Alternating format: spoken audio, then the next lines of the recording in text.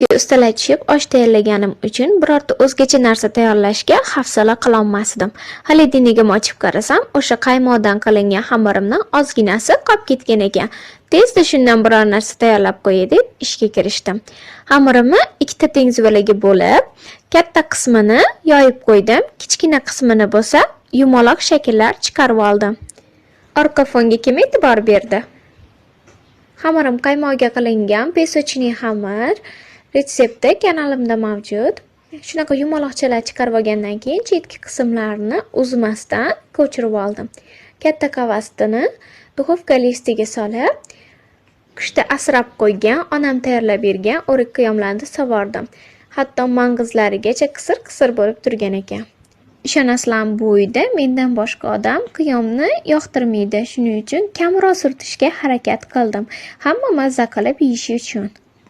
Oqib ketmasligi uchun chetlarini yopib qo'ydim. Har doimgidek farzandlarim menga doim yordam berishadi. Kimnidir ko'zi bilan qaraganda asabbuzarlik yoki bola bilan o'zini qiyinchilikka qo'yishdek tuyulishi mumkin, lekin ularsiz menga hech narsa tatimaydi. Shirinlik tayyorlash bo'lsa, bu meni hobbiyim. Meni har qanday stresslardan chiqaradi. Sizni nima stressdan chiqaradi? Kommentariyada o'rtoqlashing. O'ng tomonda yurakchani bosib qo'ysangiz, ko'nglimga